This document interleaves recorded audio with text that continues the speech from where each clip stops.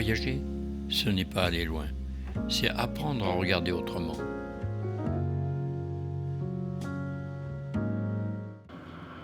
Voilà, vendredi 31 octobre,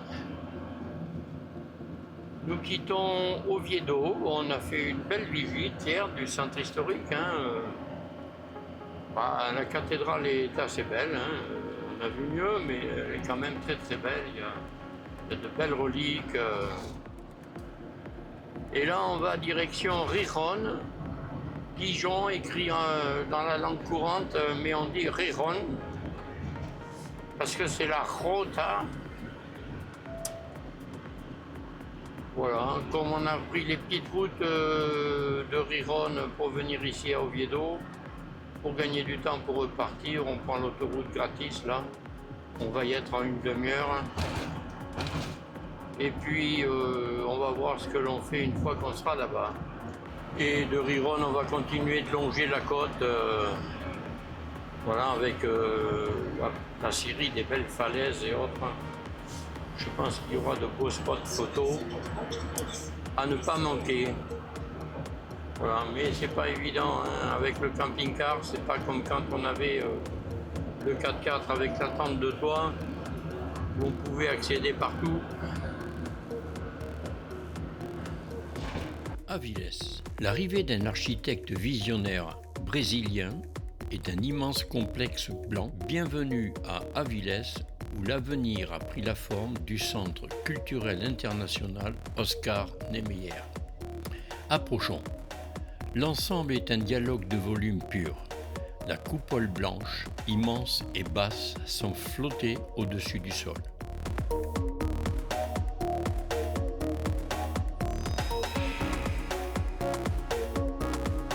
Face à elle, l'auditorium, profilé comme une vague de béton.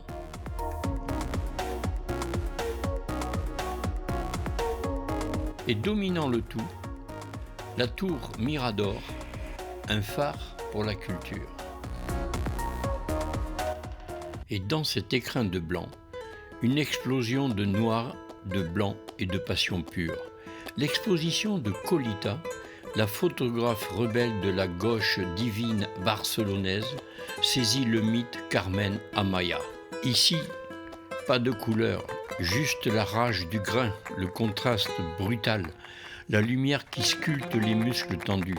Carmen Amaya n'était pas une danseuse de flamenco, elle en était la force tellurique, gitane, libre, révolution.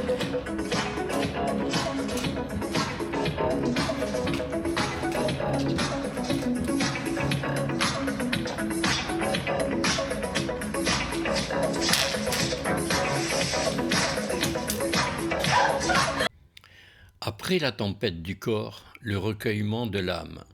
Dans un autre espace du centre, l'exposition Arte y Espiritualidad propose un voyage différent.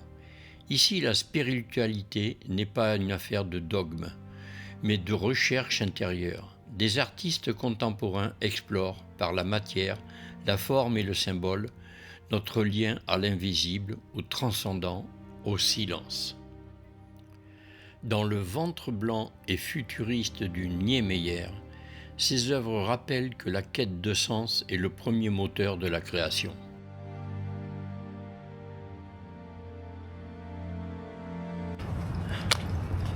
Alors Jacqueline, en ce lundi 3 novembre,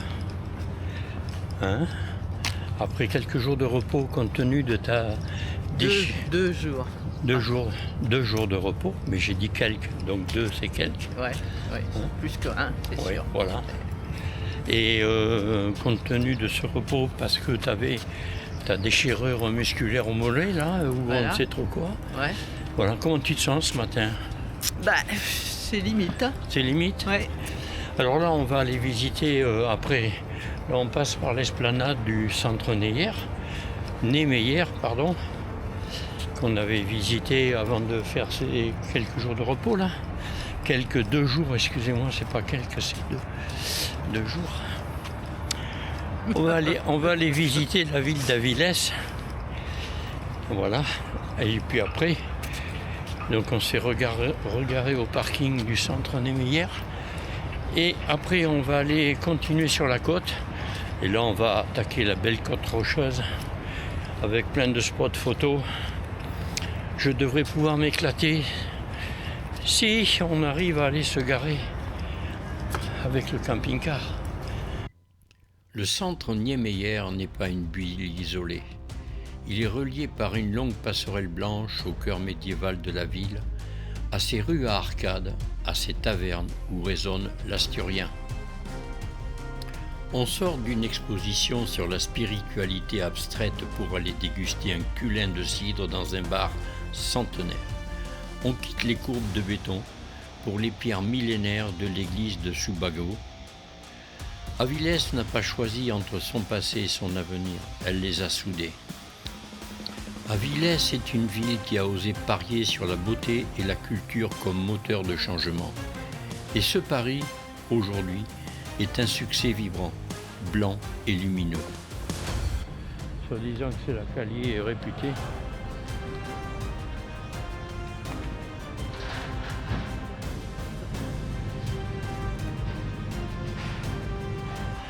Avilés, ça je sais pas ce que c'est.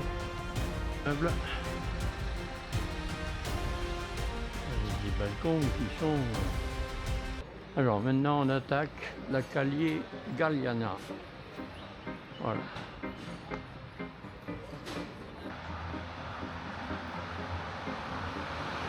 Voilà, les arcades. Ça doit être plein le soir. C'est des cidrerias. Et leur fameux cidre que je trouve particulièrement dégueulasse. Alors le soir ici ça doit grouiller de monde. Voilà, tout ça c'est des bars là tout le long.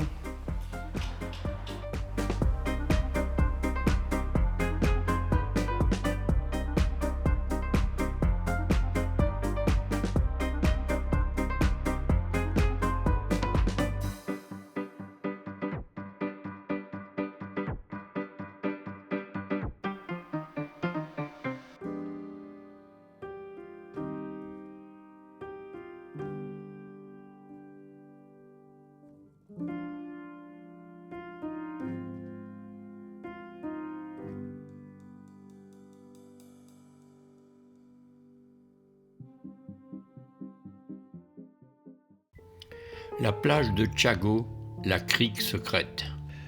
L'accès est la première épreuve et la première promesse. Il faut quitter la route, se garer dans un recoin et s'engager sur un sentier de terre et de pierre qui s'enfonce dans la pinède. L'air sent le résineux et le sel. Le bruit de la route s'estompe, remplacé par le chant des oiseaux et déjà le grondement sourd des vagues qui tapent plus bas. La descente est courte mais engageante. Chaque pas vous éloigne du monde connu et vous rapproche de l'intimité promise par la côte. On ne voit toujours pas la mer, mais on la sent toute proche. Et puis le rideau de verdure s'ouvre. Et là, c'est le choc de simplicité et de beauté brute. La playa de Tchago se dévoile, petite, intime, presque secrète. Il est des villages qui se visitent. Et il en est qui s'éprouvent. Cudillero est de cela. Ici, sur cette côte déchiquetée des Asturies, l'homme n'a pas construit face à la mer. Il a dû se glisser dans la falaise, épouser chaque repli, chaque apic, pour y accrocher sa vie. Bienvenue dans ce théâtre vertical où chaque rue est une travée, chaque maison un balcon, et où le spectacle permanent, c'est l'océan. Et soudain, on débouche sur la plaza de la Marina. Le port, un triangle d'eau calme et sombre, cerné de maisons et de pontons, c'est ici que bat le cœur authentique de Cudillero. Après les falaises vertigineuses de Cudillero, la côte asturienne offre un visage plus doux, plus accueillant. Nous voici à la Playa de Aguilar, l'une des plages les plus célèbres et les mieux équipées de la région. Avec son sable fin et doré, son eau de qualité récompensée par le drapeau bleu européen depuis les années 80, et son cadre de falaises douces et de forêts, elle est un modèle de plage familiale et sportive. Mais regardons au-delà de la serviette de bain, Aguilar a plus d'une histoire à raconter. Dès que l'on pose le pied sur le sable, le regard est immédiatement attiré par un géant de pierre, la Peña del Cabalar. Cette sculpture naturelle qui semble émerger du sable comme une statue intentionnelle est l'emblème de la plage. Elle donne une âme, un point de repère à ce vaste croissant de près de 700 mètres de long. Ici, tout est organisé pour le confort, douche, poste de secours, restaurant, c'est le côté plage de référence des Asturies. La playa de la Valina ne se résume pas à ses galets gris ou à ses eaux froides.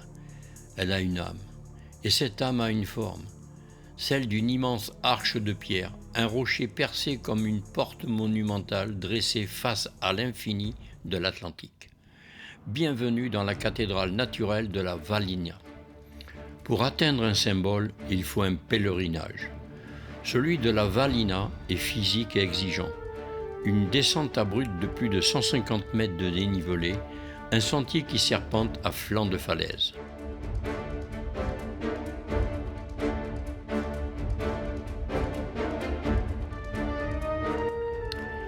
Il est des noms qui promettent, et il en est qui jurent. La Playa del Silencio jure. Elle ne promet pas par un simple moment de calme, elle jure par une expérience sensorielle radicale. L'absence du bruit humain remplacée par la symphonie élémentaire de la matière. Ici, sur cette côte ouest des Asturies qui défie l'Atlantique de plein fouet, le temps semble s'être arrêté, ou plutôt s'être mis au diapason des marées et de l'érosion. Bienvenue dans un paysage les plus photographiés et pourtant les plus silencieux de l'Espagne. Pour atteindre la playa de Portilluelo, un petit chemin descend le long de l'Arroyo de las Cabras, un ruisseau d'eau douce qui serpente dans une vallée verte avant de se jeter dans la mer. Juste à côté de la plage, cette approche est une immersion dans l'Asturie rurale et paisible, un contraste parfait avec l'océan qui nous attend. Mais Portilluelo possède une sentinelle plus visible, plus spectaculaire encore. Un géant de pierre qui semble avoir été placé là pour défendre l'entrée de la grotte et observer l'éternité. Regardez ce rocher, isolé, relié à la terre par un isthme de galets à marée basse, ce qu'on appelle un tombolo. L'érosion l'a percé de part en part, sculptant deux immenses jarges jumelles, et c'est là que la magie opère. De certains angles, avec un peu d'imagination, cette double arche ne forme plus un pont de pierre, mais un masque colossal, un visage austère, creusé par le vent et la pluie, dont les orbites vides scrutent l'horizon. Certains y voient un dieu ancien, d'autres le regard brûlant d'un seigneur des ténèbres de fiction. Peu importe, il est le masque de Portilluelo, le gardien silencieux de cette crique. Et comme tout gardien qui se respecte, il a ses humeurs. Par mer agitée et marée haute, les vagues se ruent dans les tunnels de ses yeux pour en ressortir de l'autre côté en puissants geysers d'écume blanche et de grondements sourds. C'est alors qu'il semble respirer, cracher la fureur de l'océan. Alors quelle est la véritable identité de la playa de Portilluelo ? Une fois de plus, la force de la côte asturienne est de ne pas imposer de choix. On y vient pour une chose simple et on y découvre toujours une raison d'y revenir ou de partir plus loin.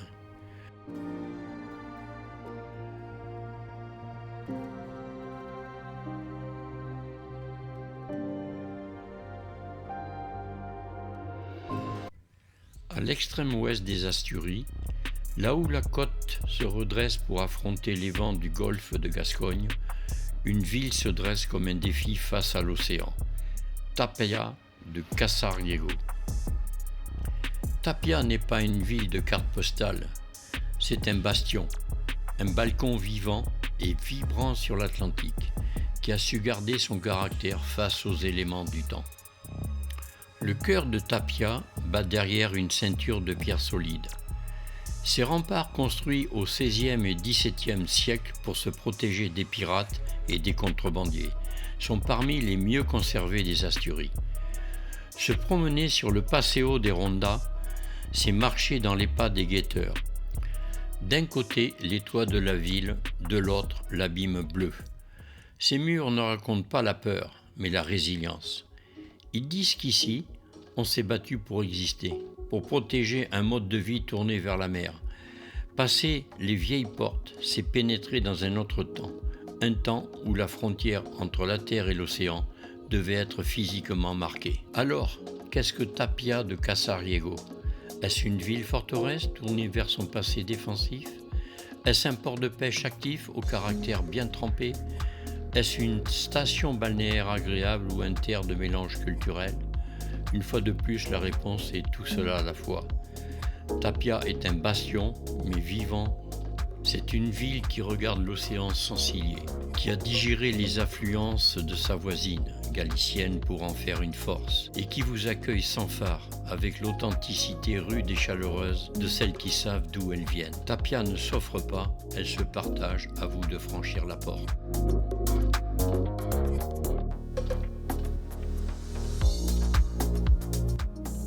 Le voyage ne s'arrête pas ici, il continue ailleurs, là où le regard se pose à nouveau.